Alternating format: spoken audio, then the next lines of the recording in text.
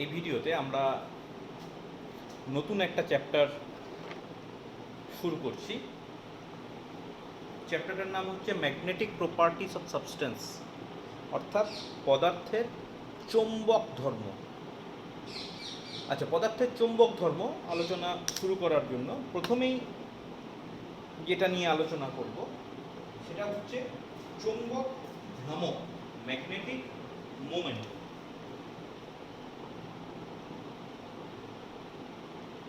চৌম্বক ভ্রামক বা ম্যাগনেটিক মোমেন্ট। আচ্ছা, এটা চৌম্বক ভ্রামকের ব্যাপারটায় আসি। তড়িৎ ভ্রামক মনে আছে? তড়িৎ ভ্রামক, তড়িৎ দ্বিমেরু ভ্রামক। তড়িৎ দ্বিমেরুর কনসেপ্টটা কিভাবে এসেছিল? তড়িৎ দ্বিমেরুর কনসেপ্টটা এভাবে এসেছিল, আমরা এভাবে ভেবেছিলাম যে একটা মাইনাস কিউ চার্জ আর একটা প্লাস কিউ চার্জ, তাদেরকে যদি আমরা একটা নির্দিষ্ট দূরত্বে রাখি তাহলে সেক্ষেত্রে দ্য এন্টায়ার সিস্টেম, এই সংস্থাটাকে আমি বলতে পারি তড়িৎ দ্বিমেরু, তাই তো? সেখান থেকে আমরা তড়িৎ দ্বিমেরু ভ্রামকের একটা সংজ্ঞা করেছিলাম এবং তড়িৎ দ্বিমেরু ভ্রামকের সংজ্ঞা হিসেবে বলা হয়েছিল যে দ্বিমেরু ভ্রামক equal to either charge into distance between them, অর্থাৎ যে কোনো একটি আধান এবং আধান দুটির মধ্যবর্তী দূরত্ব। এভাবে আমরা তড়িৎ দ্বিমেরু এবং দ্বিমেরু ভ্রামকের কনসেপ্ট এনেছিলাম, ঠিক আছে? এবার প্রথমেই আমরা তাহলে একটা চৌম্বক দ্বিমেরুর কথা ভাবি। চৌম্বক দ্বিমেরু কিভাবে আসবে? একই রকম ভাবে যদি আমি ভাবতে চাও যে আমার কাছে যদি একটা উত্তর মেরু থাকে আর সাপোজ আমার কাছে যদি একটা দক্ষিণ মেরু থাকে, সাপোজ এটা একটা নর্থ পোল আর এটা একটা south pole, and suppose they are separated by some distance 12, একই রকম ভাবে। আচ্ছা, যখন আমি মেরুর কথা বলছি, উত্তর মেরু দক্ষিণ মেরু, নিশ্চিতভাবে সেটার কোনো আধান থাকে না। আমরা আধান নিয়ে ভাবছি না, এখানে নতুন যেটা আসবে সেটা হচ্ছে মেরু শক্তি, স্মল এম। স্মল এমটাকে বলা হয় মেরু শক্তি বা পোল স্ট্রেংথ। মেরু শক্তি বা পোল স্ট্রেংথ।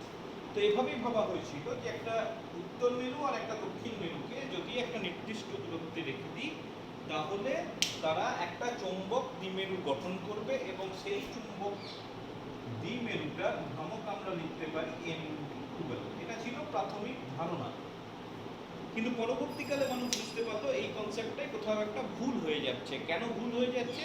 কারণ তোমরা পড়েছিলে, মনে করে দেখো, যে একটা বিচ্ছিন্ন উত্তর মেরু বা বিচ্ছিন্ন দক্ষিণ মেরু আলাদাভাবে থাকতে পারে না। Monopole can not exist in magnetism. একটা সিঙ্গল নর্থ পোল বা একটা সিঙ্গল সাউথ পোল এইভাবে থাকতে পারে না।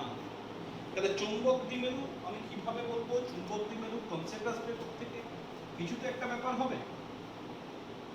তো বলে রাখি, তখন মানুষ ভাবতে লাগলো এভাবে, তোমরা এটা পড়েছিলে ক্লাস 10-এ, যে একটা কয়েলের মধ্য দিয়ে যদি কারেন্ট যায় তাহলে সেখানে আমি ভেবে নিতে পারি একটা ম্যাগনেটিক ফিল্ড তৈরি হয় এবং সেই ম্যাগনেটিক ফিল্ড যেটা তৈরি হয় তার ডিরেকশনটা এইভাবে পাওয়া যায়।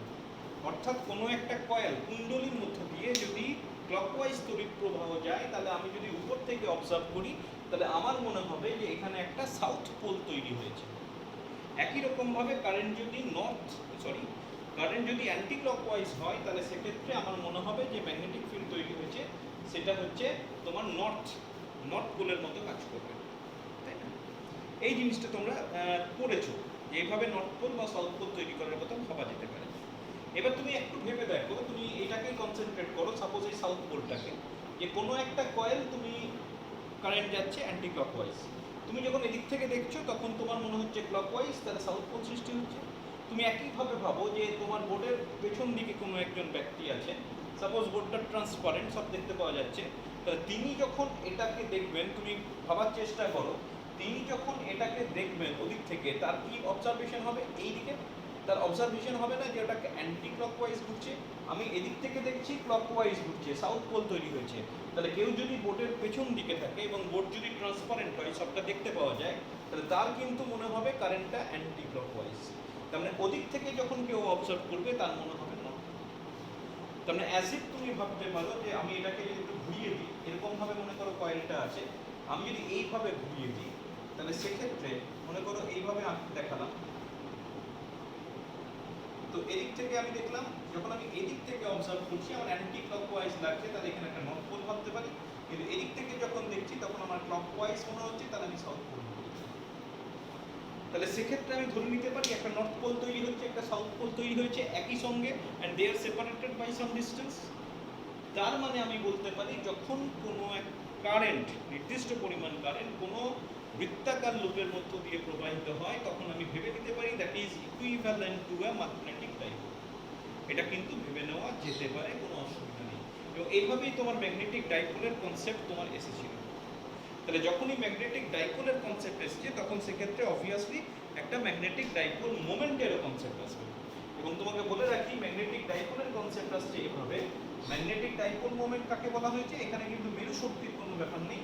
যদি আই পরিমাণ কারেন্ট প্রবাহিত হয় এবং এই বৃত্তটির ব্যাসার্ধ যদি আর হয়, তাহলে সেক্ষেত্রে দেখা যায় magnetic moment equal to I into A, where a is the area of the loop। যে লুপটি আমি ব্যবহার করেছি, যে লুপটি রয়েছে তার ক্ষেত্রফল হচ্ছে ক্যাপিটাল এ, আর আই কি, সেটা হচ্ছে প্রবাহ মাত্রা। এটাকে তুমি আরেকটু সাজিয়ে লিখতে পারো, যদি বৃত্তাকার লুপ হয় তাহলে a equal to pi r square. This is magnetic dipole moment. এটার একক কি হবে, খুব সিম্পল, আই এর একক হচ্ছে অ্যাম্পিয়ার, আর এ মানে হচ্ছে এরিয়া, এরিয়া হচ্ছে তোমার মিটার স্কয়ার। তাহলে চৌম্বক ভ্রামকের একক হয়ে যাচ্ছে অ্যাম্পিয়ার মিটার স্কয়ার। এবং এটার যদি তুমি ডাইমেনশন বের করতে চাও, এ বা প্রবাহ মাত্রা, এটা হচ্ছে একটা ফান্ডামেন্টাল কোয়ান্টিটি। যেমন এম একটা ফান্ডামেন্টাল কোয়ান্টিটি, মাস লেংথ একটা ফান্ডামেন্টাল কোয়ান্টিটি, টাইম একটা ফান্ডামেন্টাল কোয়ান্টিটি, ঠিক সেরকম তুমি বলতে পারো প্রবাহ মাত্রার এককটাও হচ্ছে ফান্ডামেন্টাল। এবং সেক্ষেত্রে আমি এটাকে এ দিয়ে প্রকাশ করা হয়, আর মিটার স্কয়ার মানে দৈর্ঘ্য স্কয়ার, তাহলে এটা হয়ে যাবে এল স্কয়ার। এই গেল তোমার চৌম্বক দ্বিমেরু এবং চৌম্বক ভ্রামক। ঠিক আছে, এবার আমি দেখতে চাইছি চৌম্বক ভ্রামকটা কত হবে, মানে আমি আরেকটু স্পেসিফিক করতে চাইছি। কার জন্য, আমি ধরে নিলাম একটা আধান বৃত্তাকার পথে আবর্তন করছে, সমবৃত্তীয় গতিতে আবর্তনরত আহিত কণার চৌম্বক ভ্রামক। Magnetic moment of A charged particle rotating in a circular path with uniform motion। মানে একটা কণা সমবৃত্তাকার পথে বা সমবৃত্তীয় গতিতে আবর্তন করছে। কোন দিকে আবর্তন করছে, এখানে আমি ডিরেকশনটা গুরুত্বপূর্ণ নয়, কতটা। সাপোজ তোমার একটা plus charge plus q clockwise rotate করছে, এবং যে বৃত্তাকার পথে ঘুরছে সেই বৃত্তাকার পথটির ব্যাসার্ধ হচ্ছে স্মল আর। আমি ধরে নিলাম সে ভি বেগে আবর্তন করছে।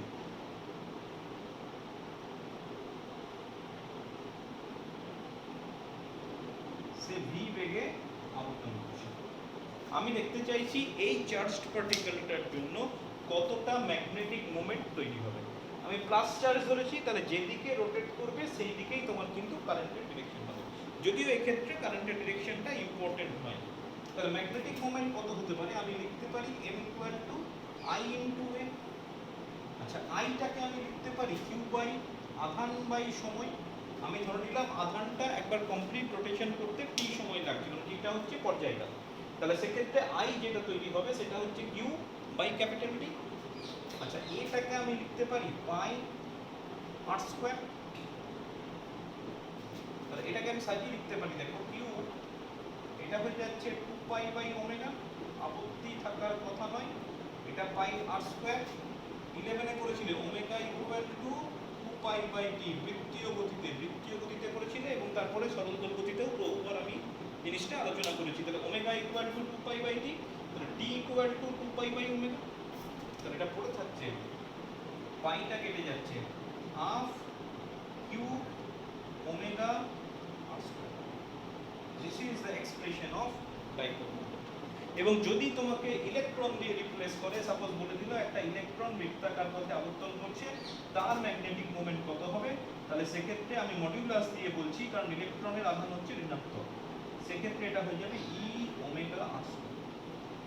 আমি কেন মডিউলাস দিলাম আবার বলছি, কারণ ইলেকট্রনের ক্ষেত্রে কিউ এর মান হচ্ছে মাইনাস, তাহলে সেখানে একটা মাইনাস চলে আসবে। ঠিক ওকে, তাহলে মাইনাস সাইনটা আমি যদি দেখাতে না চাই, মাইনাস সাইনটা এখানে ইম্পর্টেন্ট নয়, সেই জন্য আমি একটা মডিউলার সাইন নিয়েছি যেখানে আমি মাইনাস ইটাকে প্লাস ই করে দিচ্ছি। আচ্ছা, এটাকে অন্য ফর্মেও আসতে পারে। অন্য ফর্মে মানে আমি জানি ভি ইকুয়াল টু ওমেগা, তাহলে সেই জিনিসটা যদি বসিয়ে দিই তাহলে এম ইকুয়াল টু করে থাকছে হাফ ই, ও আচ্ছা এটা হ্যাঁ এটা যদি করি তাহলে এটা হয়ে যাচ্ছে ওমেগা আর ইন্টু আর, তাহলে এটা করে থাকছে half e v r. This is the magnitude of magnetic moment due to rotation of electron in a circular. তাহলে ইলেকট্রন যদি বৃত্তাকার পথে আবর্তন করে তার ম্যাগনেটিক মোমেন্টের মান হয়ে যাবে হাফ ইনটু ই। ঠিক আছে, এটা কিন্তু পরীক্ষায় প্রশ্ন এসেছে প্রবাবলি খুব কাছাকাছি 2018 সালে প্রবাবলি এই প্রশ্নটা তুমি পাবে, 18 বা 17 সালে। ঠিক আছে, বেশ, এবার আমি এই ক্যালকুলেশনটাকে আরেকটু আমি এক্সটেন্ড করব। কিভাবে?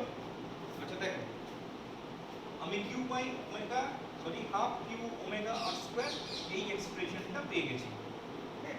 কিউ ওমেগা আর স্কয়ার এই এক্সপ্রেশনটা পেয়েছি।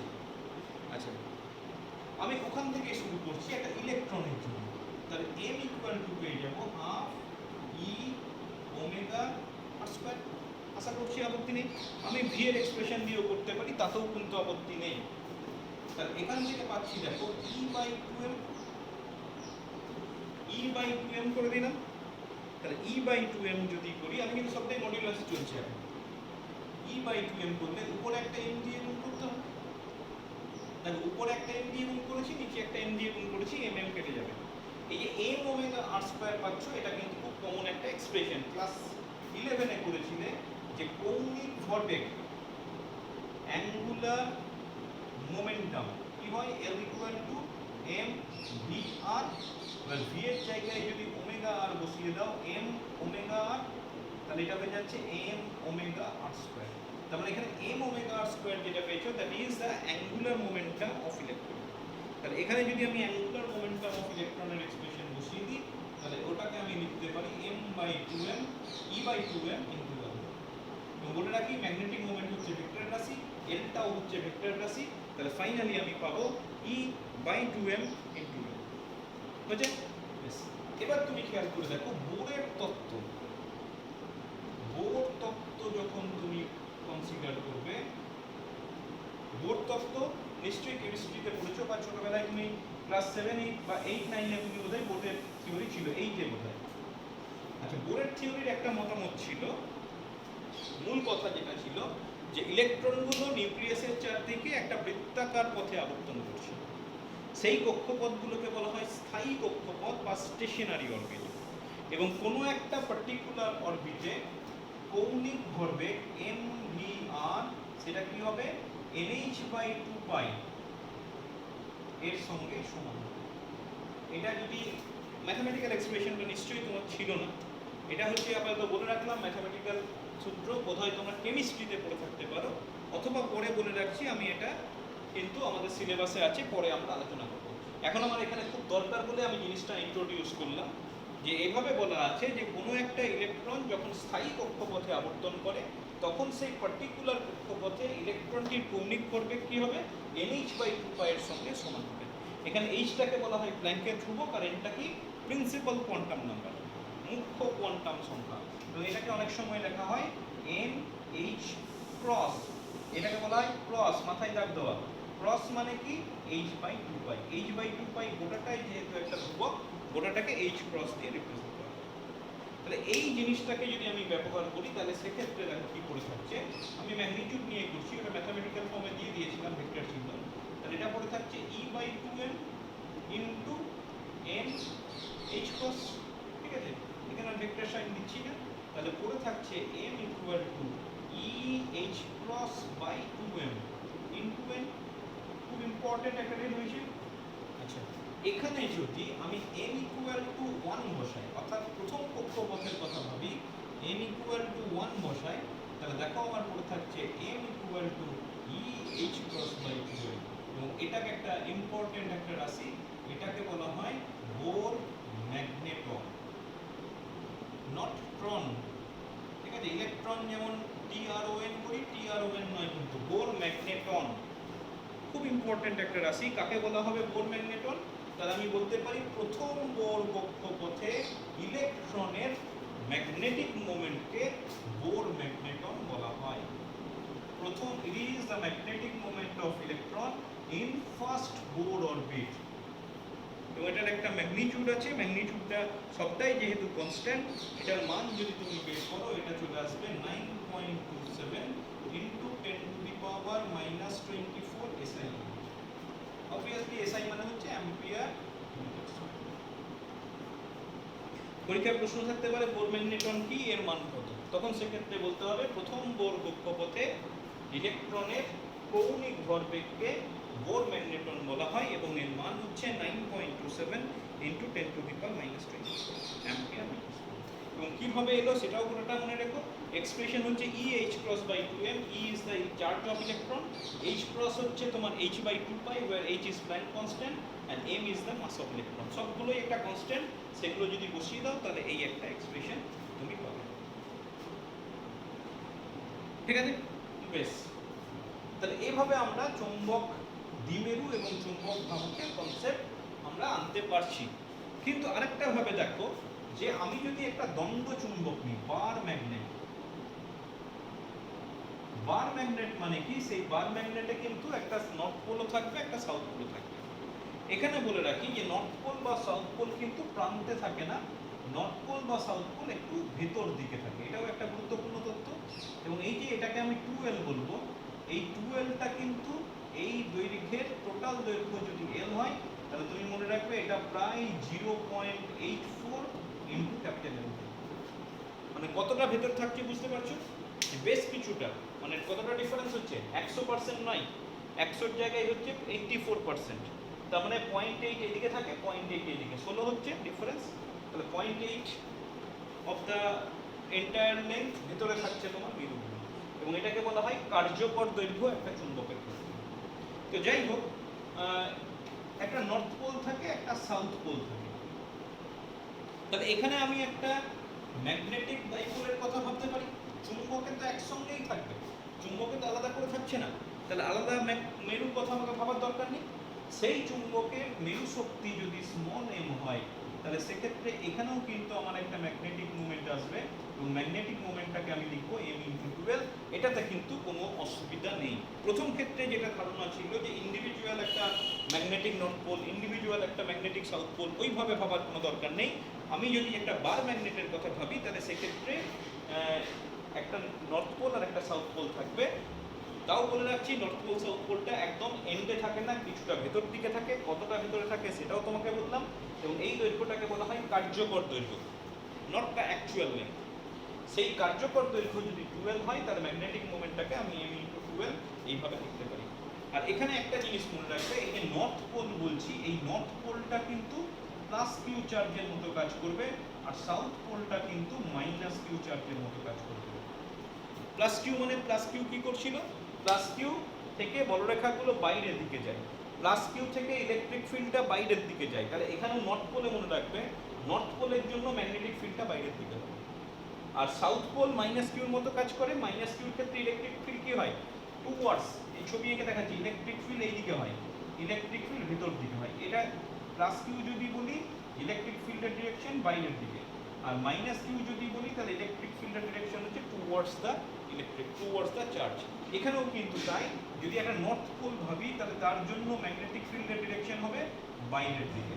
আর যদি একটা সাউথ পোল বলি তাহলে সেক্ষেত্রে তার ম্যাগনেটিক ফিল্ডের ডিরেকশন হবে টুওয়ার্ডস দ্য সাউথ পোল। তাহলে বোঝা গেল যে নর্থ পোলকে আমি প্লাস কিউর মতো করে ভাববো আর সাউথ পোলকে মাইনাস কিউর মতো করে ভাববো। তাহলে এক্ষেত্রে যে ক্যালকুলেশন থাকবে সেই ক্যালকুলেশনের কাজ তোমার অনেক সোজা হবে। কিন্তু ম্যাগনেটিক ফিল্ডের এক্সপ্রেশন কি নেবো, ওখানে তো কুলম্বস ল বলে দিয়েছিলেন। এখানেও বলে রাখি কুলম্বস ল নয়, কিন্তু এখানে দুটো মেরু শক্তি আছে। মনে করো একটা স্মল m1 আর m2 যদি হয় তাহলে যে ফোর্স কাজ করে সেই ফোর্সের মান হয়ে যাচ্ছে, ফর্মুলা হচ্ছে m1 m2 বাই r²। এবং এটাও দেখো অলমোস্ট আইডেন্টিক্যাল, খালি ওখানে ছিল 1/4 পাই এপসাইলন 0, এখানে μ0/4 পাই। ওখানে দেখো q1 q2 বাই r², এখানে m1 m2 by r²। Otherwise almost same formula. এখানে μ0টা কি, μ0টার সঙ্গে তোমরা অলরেডি পরিচিত হয়ে গেছো। এটাকে বলা হয় শূন্য মাধ্যমের চৌম্বক ভেদ্যতা, ম্যাগনেটিক পারমিয়েবিলিটি অফ ভ্যাকুয়াম, এবং এর মান কত হয়? এর মান হচ্ছে 4 pi into 10 two the power -7 SI এককে। সিজিএস এর কোনো ব্যাপার নেই, কারণ সিজিএস এ মিউ জিরো বলে এই রাশিটাই থাকে না। সুতরাং আলাদা করে শুধুমাত্র এসআই পদ্ধতিতেই তোমাকে মানটা জানতে হবে। আচ্ছা, একই রকম ভাবে তাহলে তোমাকে বলে এটা হচ্ছে তোমার ফোর্স।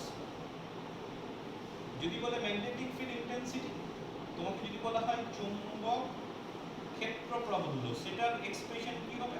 তো সেটার এক্সপ্রেশনও তোমাকে বলে রাখি, সেটাকে বি দিয়ে যদি প্রকাশ করি, এটা হয়ে যাবে মিউ 0/4 পাই, এটা হবে m/r²। এটাও দেখো ইলেকট্রিক ফিল্ডের সঙ্গে তুমি আইডেন্টিক্যাল পাবে। ইলেকট্রিক ফিল্ডে কি ছিল? 1/4 পাই এপসাইলন 0 q/r²। ওখানে q/r², এখানে m/r²। আর ওখানে q1 q2/r², এখানে m1 m2/r²। আদারওয়াইজ গোটা ক্যালকুলেশনটাই তুমি খুব বেশি আলাদা কিছু পাবে না, অলমোস্ট সেম ক্যালকুলেশন। যদি ওই ক্যালকুলেশনটা খেয়াল থাকে তুমি কিভাবে করেছো, তাহলে এই ক্যালকুলেশনটাও তোমার কোনো অসুবিধা হবে না। ঠিক আছে? বেশ, তাহলে মেন ক্যালকুলেশনে চলে যাই। তোমার খালি এই জিনিসগুলো মনে রাখতে হবে। এমটাকে বলা হয় পোল স্ট্রেংথ বা মেরু শক্তি, সেটাও খেয়াল রেখো। বেশ, ক্যালকুলেশনে চলে যাচ্ছি। ক্যালকুলেশন দেখলেই বুঝতে পারবে যে ডাইপোল, ইলেকট্রিক ডাইপোলের একদম আইডেন্টিক্যাল। আচ্ছা, কি ক্যালকুলেশন আছে? ফার্স্ট অফ অল তোমাকে দেবে, পরীক্ষায় কিন্তু আসে, যে দণ্ড চুম্বকের জন্য চৌম্বক ক্ষেত্র প্রবল। দণ্ড চুম্বকের জন্য চুম্বক ক্ষেত্র প্রবল, magnetic field intensity due to a bar magnet. প্রথমে হয়ে যাবে অক্ষস্থিত বিন্দুতে, on the axis of the dipole। ঠিক আছে? বা এটাকে বলা হয় প্রান্ত অবস্থান। কিভাবে করব? তো আমি প্রথমেই ধরে নিলাম একটা ম্যাগনেটিক বার ম্যাগনেট আছে, এদিকটা সাপোজ নর্থ পোল,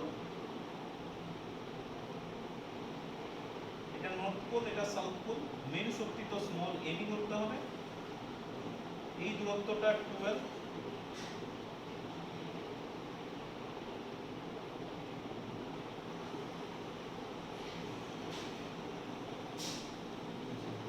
অক্ষটা টানে দিলাম।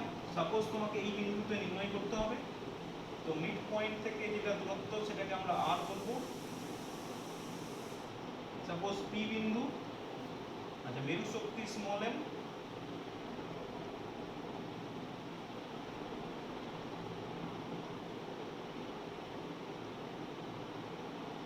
এই ছবিটা তোমার থাকবে। ঠিক আছে? আবার বলছি, এই দৈর্ঘ্যটা দেখানোর সময় কিন্তু মেরু শক্তিটা একটু ভেতর দিকে আছে, সেটাকেও পরিষ্কার দেখিয়ে দেবে, যাতে পরীক্ষক বুঝতে পারেন যে তোমার এই ব্যাপারে আইডিয়া আছে। কখনোই টোটাল লেন্থটাকে 12 দেখাবে না। আচ্ছা, এবার কি করতে হবে? প্রথমে ডিরেকশনটা ভেবে নিই। নর্থ পোলের জন্য একটা ফিল্ড হবে, সাউথ পোলের জন্য একটা কম ফিল্ড হবে। নর্থ পোলের জন্য বললাম অ্যাওয়ে, তাহলে নর্থ পোলের জন্য যেটা ম্যাগনেটিক ফিল্ড হবে সেটা করে দিলাম অ্যাওয়ে, আমি নাম দিলাম B1। আর সাউথ পোলের জন্য যেটা হবে অবভিয়াসলি কম হবে, কারণ দূরে অবস্থিত। তাহলে এটা বড় ভেক্টর, এটা ছোট ভেক্টর, তাহলে সেক্ষেত্রে এটা নাম দিলাম B2। এবার B1 আর B2 কত হবে? B1 ইকুয়াল টু আমি লিখতে পারি μ0/4 পাই m বাই, আচ্ছা ডিসটেন্সটা পাবো, এই ডিসটেন্সটা হচ্ছে r, এটা 12, তাহলে এটা l, তাহলে সেক্ষেত্রে আমি বলতে পারি np, এই দূরত্বটা কত হবে? r মাইনাস l, ওখানে যেরকম ছিল এটা হয়ে যাচ্ছে r minus l whole square. Similarly আমি যদি b2 নির্ণয় করি, তাহলে এটা হয়ে যাবে μ0/4 পাই, এটা হয়ে যাবে m by r plus l whole square. এবং অবভিয়াসলি এটা ডিরেকশন হয়ে যাচ্ছে n থেকে p এর দিকে, আমি এখানে পাশে লিখে রাখলাম। আর এটা হচ্ছে p থেকে n এর দিকে বা p থেকে s এর দিকে। তাহলে দুটো উল্টো দিকে কাজ করছে। তাহলে নেট ম্যাগনেটিক ফিল্ড কি হবে? বিয়োগফল। কোনটা থেকে কোনটা বিয়োগ করব? বড়টা থেকে ছোটটা বিয়োগ করব। তাহলে লব্ধি চৌম্বক ক্ষেত্র প্রাবল্য, resultant magnetic field intensity v1 minus v2। প্রথমেই আমি μ0 m/4 পাই কমন নিয়ে নিলাম, তাহলে ভেতরে পড়ে থাকছে 1 by r minus l whole square, r plus l whole square. তাহলে এটা পড়ে থাকছে μ0 m4 পাই, এটা পড়ে থাকছে r plus l whole square, এটা পড়ে থাকছে r minus l whole square. তাহলে এটা r plus l whole square r minus l। Same calculation, নতুন কিছু ক্যালকুলেশন করিনি, খালি কনস্ট্যান্ট গুলো একটু এদিক ওদিক হতে পারে। তাহলে b ইকুয়াল টু হতে পারে μ0 m বাই 4 পাই। আচ্ছা নিচে পড়ে থাকছে a square minus b square, তাহলে r square minus l square, সেটার আবার স্কয়ার থাকবে। আর উপরে পড়ে থাকছে দেখো 4r। তো উপর থেকে তোমাকে যেটা করতে হবে 2m বা m ইনটু 2l এটাকে আলাদা করে নিতে হবে। আচ্ছা m ইনটু 2l যদি আলাদা করে নিই 12, তাহলে এটা 2r বাইরে থাকছে, ঠিক আছে। আর এটা পড়ে থাকছে μ0 বাই 4 পাই, এটা পড়ে থাকছে r square minus l square whole square. Now calculation ঠিক আছে, 4rl, তাহলে 4rl আর এটা ঠিক আছে। আচ্ছা m ইনটু 2l ওটা হয়ে যাচ্ছে তোমার ক্যাপিটাল M চৌম্বক ভ্রামক, আর এটা পড়ে থাকছে 2mr divided by r square minus l square whole square. This is the magnitude of resultant field intensity at any point on the axis of a bar magnet. এবং তুমি খেয়াল করে দেখো একদম সেম এসছে যেটা আমি ইলেকট্রিক ডাইপোলের ক্ষেত্রে করেছিলাম, অলমোস্ট সেম টাইপের এক্সপ্রেশন এসছে, খালি ওখানে ছিল p, এখানে এসছে ক্যাপিটাল M। ওখানে ছিল 1/4 পাই এপসাইলন 0, এখানে এসছে μ0/4 পাই। এখানেও তোমার ওই আদর্শ ব্যাপার একটা আসবে, সেক্ষেত্রে r গ্রেটার দেন l হবে, এবং r গ্রেটার দেন l যদি আমি বসিয়ে দিই, এটা পড়ে থাকছে μ0/4 পাই, এটা 2mr, এটা হয়ে যাবে r টু দি পাওয়ার 4। তাহলে এটা হয়ে যাচ্ছে μ0/4 পাই, এটা হয়ে যাচ্ছে 2m/r।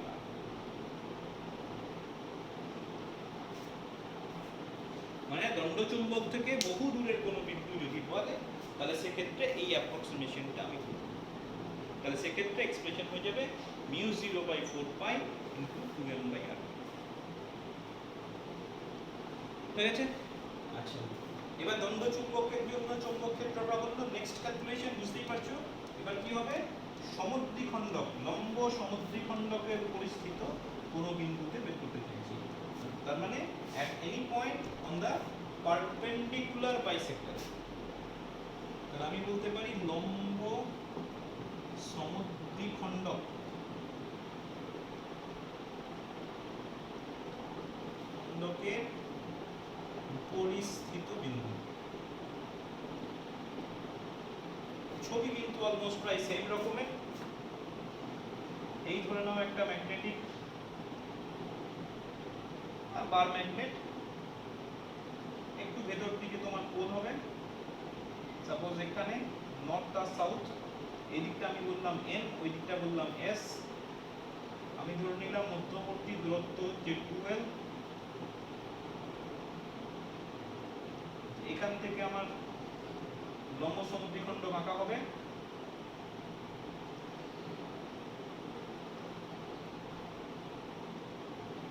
এই হলো আমার লম্ব সমদ্বিখণ্ড। নর্থ পোলটা কাজ করবে প্লাস চার্জের মতো, তাহলে নর্থ পোলের জন্য ম্যাগনেটিক ফিল্ড কত হবে সেটাকে বের করে নিই।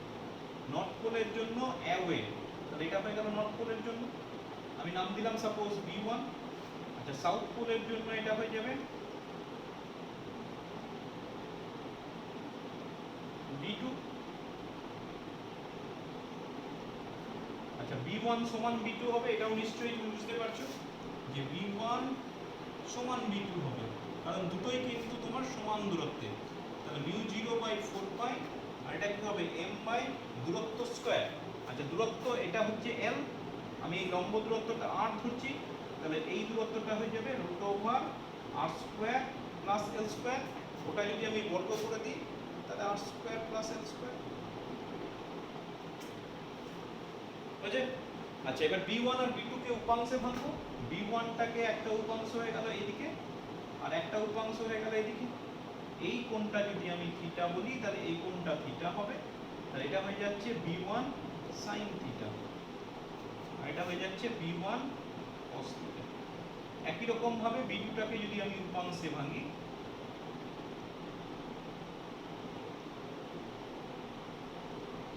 এই বরাবর একটা উপাংশ হবে আর নিচের দিকের একটা উপাংশ হবে। এই বরাবর উপাংশটা হবে b2 cos থিটা আর এই দিকের উপাংশটা হবে b2 sin থিটা। এবার এই দুটো কম্পোনেন্ট দেখো পরস্পর বিপরীত দিকে কাজ করে এবং মান সমান। b1 cos থিটা উপর দিকে b1 sin থিটা উপর দিকে, b2 sin থিটা নিচের দিকে। যেহেতু b1 সমান b2 তাহলে উপর দিকে b1 sin থিটা, নিচের দিকেও b1 sin থিটা ভাবতে পারি। তাহলে সেক্ষেত্রে এই দুটো কম্পোনেন্ট পরস্পরকে ক্যান্সেল আউট করবে, ঠিক যেমন ওখানে ছিল। তাহলে লব্ধি চৌম্বক ক্ষেত্র প্রবন্ধ যদি নির্ণয় করতে হয়, এটা হয়ে যাবে 2 বলতে পারো, একটু লিখেই বলতে পারি, এটা হয়ে যাচ্ছে b1 plus b2 cos theta বা b1 cos theta plus b2 cos theta. এটাকে লিখতে পারি 2b1 cos থিটা, যেহেতু b1 সমান b2। আচ্ছা, এবার এটা দেখো 2b1 এর মান বসিয়ে দাও, μ0 m/4 পাই। এটা পড়ে থাকছে r square plus x square. এবার পড়ে আছে cos থিটা। cos থিটা মানে কি? ভূমি বাই অতিভুজ। তাহলে এটা হয়ে যাবে l/√r square plus l square. এটা হচ্ছে তোমার cos থিটা। ঠিক আছে? তাহলে সেক্ষেত্রে এক্সপ্রেশন হয়ে যাবে 2ml টা আলাদা করে নাও। তাহলে μ0/4 পাই, একটা m পড়ে থাকছে আর নিচে পড়ে থাকছে r square plus l square whole to the power 3/2। This is the magnitude of resultant magnetic field intensity at any point on the perpendicular bisector. এখানে m টাকে বলা হয় ডাইপোল মোমেন্ট, দণ্ডচুম্বকটির চৌম্বক ভ্রামক। আচ্ছা, এখানেও আমি ওই অ্যাপ্রক্সিমেশনটা করে ফেলতে পারি। অ্যাপ্রক্সিমেশনটা কি বলছে? যদি বহু দূরের কোনো বিন্দু হয় তাহলে r is greater than l, এবং সেক্ষেত্রে এক্সপ্রেশন আসবে μ0/4 পাই। m টা m থাকলো, l টাকে বাদ দিয়ে দিলাম, তাহলে চলে এলো m/r। আগেরটা ছিল 2m/r3, এটা হচ্ছে m/r3। এবং সিমিলার জিনিস তুমি ইলেকট্রিক ডাইপোলের ক্ষেত্রে পেয়েছো, যেখানে অক্ষস্থিত বিন্দুতে তড়িৎ ক্ষেত্র প্রাবল্য ছিল 2p/r3, কনস্ট্যান্টটাকে যদি বাদ দিই, আর তোমার লম্ব সমদ্বিখণ্ডকের উপর ছিল p/r3, যদি আমি ওই কনস্ট্যান্টটাকে বাদ দিই। একই রকম 2m/r3 আর 1m/r3। আচ্ছা, ডিরেকশনটাও খেয়াল রেখো। যদি অক্ষস্থিত বিন্দু হয় তাহলে সেক্ষেত্রে অক্ষ থেকে বাইরের দিকে, অথবা তুমি বলতে পারো s থেকে n এর দিকে। আর এখানে কি হচ্ছে? n থেকে s এর দিকে, তাই না? যদিও আইডেন্টিক্যাল। এটার ক্ষেত্রে লব্ধি প্রাবল্যের দিক হয়ে যাচ্ছে এই বরাবর, এটা হচ্ছে লব্ধি প্রাবল্যের দিক। কোন দিকে? দেখো n থেকে s এর দিকে। আর আগেরটাই কি ছিল? লব্ধি প্রাবল্যের দিক ছিল এই দিকে, s থেকে n এর দিকে। আচ্ছা, চৌম্বক ভ্রামকের অভিমুখও কিন্তু মনে রাখবে এখানে একদম আইডেন্টিক্যাল, s থেকে n এর দিকে। This is the direction of magnetic moment. বুঝছে? আচ্ছা, যে কোনো বিন্দুতে এরকম কোনো ক্যালকুলেশন দরকার হয় না বা পরীক্ষাতেও আসে না। যদি আসে তোমাকে আইডেন্টিক্যাল করে করতে হবে। বেশ, নেক্সট আলোচনায় চলে যায় যে দণ্ডচুম্বকের উপর ক্রিয়াশীল টর্ক কখন? যখন ওই দণ্ডচুম্বকটিকে একটি সুষম চৌম্বক ক্ষেত্রে রাখা হবে। Torque on a magnetic torque on a Bark magnet whenever it is placed in a uniform magnetic field. তাহলে আমি ধরে নিলাম আমার কাছে একটা ইউনিফর্ম ম্যাগনেটিক ফিল্ড আছে, আর ইউনিফর্ম ম্যাগনেটিক ফিল্ডকে সাধারণত প্যারালাল লাইনস দিয়ে রিপ্রেজেন্ট করা হয়। এখানে তোমার একটা বার ম্যাগনেট আছে। আচ্ছা, আমি ধরে নিলাম বার ম্যাগনেটটির দৈর্ঘ্য হচ্ছে 12। আমি ধরে নিলাম এটা হচ্ছে নর্থ পোল, এটা হচ্ছে সাউথ পোল। ঠিক একই রকম ভাবে ভাববো, নর্থ পোলটা হচ্ছে প্লাস চার্জ, তাহলে নর্থ পোলের উপর যেটা ফোর্স হবে সেটা হবে along the direction of magnetic field, তাহলে এদিকে, এবং ফোর্সটা হচ্ছে m ইনটু b। একই রকম ভাবে সাউথ পোলের ক্ষেত্রে ডিরেকশনটা হয়ে যাবে ম্যাগনেটিক ফিল্ডের বিপরীত দিকে, এবং সেটাও হয়ে যাবে m ইনটু b। তাহলে আমি দেখতে পাচ্ছি দুটো সমমানের বল ম্যাগনেটটার উপর কাজ করবে, তাহলে সেক্ষেত্রে তারা একটা দ্বন্দ্ব সৃষ্টি করবে, because they are not along same line, তারা একই রেখা বরাবর কাজ করে না, এবং তাহলে একটা টর্ক সৃষ্টি হবে। টর্ক হয়ে যাচ্ছে দ্বন্দ্বের ভ্রামক। আমি এখান থেকে এটাকে যোগ করে দিতে পারি, সাপোজ একটা নাম দিয়ে দিলাম p। তাহলে সেক্ষেত্রে আমি বলতে পারি, আচ্ছা এটা যদি তোমার থিটা হয় তাহলে সেক্ষেত্রে এই কোণটাও থিটা হবে। তাহলে আমি বলতে পারি ক্রিয়াশীল ত্বর ইকুয়াল টু দ্বন্দ্বের ভ্রামক, আবার বলতে পারো মোমেন্ট অফ কাপল। আচ্ছা, দ্বন্দ্বের ভ্রামক মানে কি? যে কোনো একটা ফোর্সের মান, suppose m into B into মধ্যবর্তী লম্ব দূরত্ব, কারণ আমি লিখলাম এনপি। ছবি থেকে তুমি দেখতে পারো যে এটা হয়ে যাচ্ছে এনপি হয়ে গেল। এনপিটাকে আমি লিখতে পারি এটাকে এনএস ইন্টু সাইন থিটা। আচ্ছা, এনএস মানে হচ্ছে 12, তাহলে 12 সাইন থিটা। তাহলে এটা পড়ে থাকছে 2ml into B sine theta. 2ml আমি যেটা লিখলাম সেটাই হচ্ছে তোমার চুম্বক ভ্রামক, এটা হয়ে যাচ্ছে mb sin থিটা। টর্ক এটা হচ্ছে টাউ দিয়ে রিপ্রেজেন্ট করছি। তাহলে এখান থেকে আমি পেয়ে যাব tau equal to m cross ওখানে ছিল বোধহয় p ক্রস e, এখানে হয়ে গেল m ক্রস। খুব সিম্পল ক্যালকুলেশন, এবং আলাদা করে ক্যালকুলেশন লিখে করার দরকার নেই, তুমি একবার এখানে করে নেবে।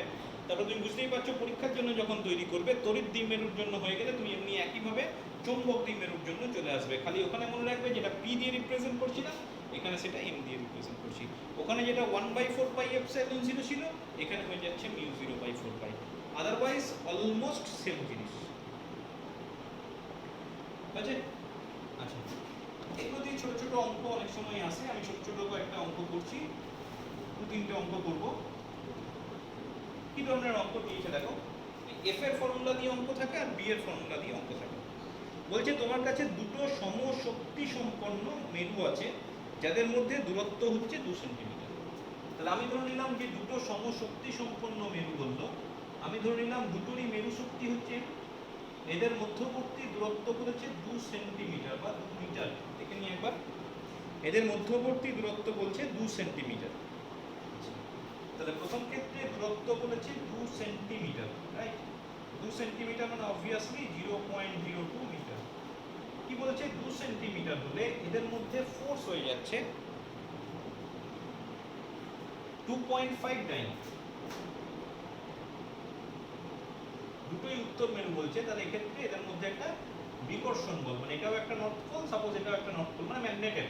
সাপোজ এখানে একটা দ্বন্দ্ব চুম্বক আছে, এখানে একটা দ্বন্দ্ব চুম্বক আছে, দুটোরই উত্তর মেরু কাছাকাছি আনা হয়েছে, তাহলে এদের মধ্যে একটা বিকর্ষণ বল কাজ করবে। আচ্ছা, ডাইন বলেছে, তাহলে সেক্ষেত্রে মিটারে যাওয়ার দরকার নেই। আচ্ছা, সেকেন্ড ক্ষেত্রে বলছে দূরত্ব কত হলে ওই বল 3.6 ডাইন হবে। তার মানে r2 ইকুয়াল টু কত হলে এটা 3.6 ডাইন। যদি বলে সিজিএস এর ফর্মুলা তো নেই, সিজিএস এ কিছুই না, তোমার মিউ 0/4 পাইটা থাকবে না, মানে ফর্মুলা হয়ে যাচ্ছে m1 m2 divided by r2। This is the formula. তো এখানে দেখো মেরু শক্তিটা কনস্ট্যান্ট, তার মানে m1 m2 দুটোই কনস্ট্যান্ট। যদি m লিখতাম m²/r² আসতো। তাহলে আমি বলতে পারি যেহেতু মেরু শক্তিটা ধ্রুবক, তাহলে f প্রপোর্শনাল টু 1/r²। তাহলে অবভিয়াসলি আমি লিখে ফেলতে পারি f2/f1 this is equal to r1²/r2²। তাহলে r2² ইকুয়াল টু আমার পড়ে থাকছে f1/f2 ইনটু r1²। ঠিক আছে, মান বসিয়ে দাও। তাহলে এটা হয়ে যাচ্ছে 2.5, এটা 3.6, এটা হচ্ছে 2²। আচ্ছা, দশমিকটা তুলে দাও, তাহলে r2 root over of 25 into 4/36, তাহলে এটা হয়ে যাচ্ছে 5/3। ঠিক আছে, গোটাটাই রুট ওভার আসছে, তাহলে উত্তর হয়ে যাচ্ছে 5/3। 5/3 তুমি ক্যালকুলেশন করতে পারো, 348, তাহলে 1.67। অবভিয়াসলি উত্তর হয়ে যাবে সেন্টিমিটার। মানে তোমাকে শেষে কনক্লুশন করতে হবে যে দূরত্ব যদি 1.67 সেন্টিমিটার হয়, তাহলে সেক্ষেত্রে ক্রিয়াশীল বল হয়ে যাবে 3.6 ডাইন। খুব সিম্পল ফর্মুলা ছিল, অঙ্ক ছিল। আচ্ছা, যদি এরকম একটা অঙ্ক দেয়, এবার অঙ্ক দিচ্ছে দেখো এইভাবে, দুটো চৌম্বক মেরু একটি অপরটির 8 গুণ। তার মানে একটা মেরু যদি আমি মেরু শক্তি যদি m বলি, তাহলে আরেকটা মেরুর মেরু শক্তি হবে 8m, একটা আরেকটার 8 গুণ। তারা পরস্পর 400 মিলিগ্রাম ভার বল দ্বারা বল প্রয়োগ করে, তাহলে এদের মধ্যে ক্রিয়াশীল বল হচ্ছে 400 মিলিগ্রাম ভার। মেরুদয়ের মধ্যবর্তী দূরত্ব 10 সেন্টিমিটার হলে মেরু শক্তি নির্ণয় করো। আচ্ছা, দূরত্ব বলেছে 10 সেন্টিমিটার, তাহলে r ইকুয়াল টু 10 সেন্টিমিটার, এটাকে আমাকে মিটারে কনভার্ট করতে হবে, কারণ মিলিগ্রাম ভার আছে, আমি কিলোগ্রাম ভারে নিয়ে যাব, সেখান থেকে করব। আচ্ছা দেখো, এটাকে আমি লিখতে পারি, এইটাকে ইউনিটটা কনভার্ট করাই হচ্ছে কাজ, বাকিটা তোমার কিছুই নেই। তাহলে 400 ইন্টু 10⁻³ হলে গ্রাম হলো, আর একটা 10⁻³ করলাম কেজি হয়ে গেল। তাহলে এটা পড়ে থাকছে 4 ইন্টু এটা -6, এটা +2, তাহলে 10⁻⁴ ইন্টু 9.8 করলাম, তাহলে নিউটন হয়ে গেল। এই যে 1 কেজি ভার সমান 9.8 নিউটন, বাকি সব আমার হয়ে গেল। তাহলে এফ হয়ে যাচ্ছে μ0/4π m1 m2 divided by r square, মান বসিয়ে দাও, 4 ইন্টু 9.8 ইন্টু 10⁻⁴। আচ্ছা, μ0/4π 10⁻⁷, 4π কেটে যাবে। আচ্ছা, m1 m into 8m divided by 0.1 whole square. ঠিক আছে, তাহলে পড়ে থাকছে, দেখো আমি 8m স্কয়ারটাকে একদিকে করে দিলাম। আচ্ছা, 8 করার কি দরকার, 4 দুগুণে 8 করে দিলাম, 2 দিয়ে কাটলে এটা আসছে 4.9। তাহলে আমার পড়ে থাকছে এখানে m স্কয়ার, ওখানে পড়ে থাকছে 4.9, আমি 49/10 করলাম, 10⁻⁴ আছে, এখানে 10⁻⁷ আছে, আর এটা এদিকে চলে গেল, তাহলে এটা হয়ে যাচ্ছে 10⁻², তাই তো, 0.01 মানে 10⁻²। তাহলে এটা পড়ে থাকছে, দেখো এটা 10⁻⁶, এটা নিলেও 10⁻⁶, কেটে গেল, তাহলে এটা 49m স্কয়ার, তাহলে m ইকুয়াল টু পড়ে থাকছে 7m, অবভিয়াসলি SI একক। তাহলে সেক্ষেত্রে আমি বলতে পারি প্রথমটির মেরু শক্তি হয়ে যাচ্ছে 7 একক, আর দ্বিতীয়টির মেরু শক্তি হচ্ছে 8m, মানে 8 ইন্টু 7 56।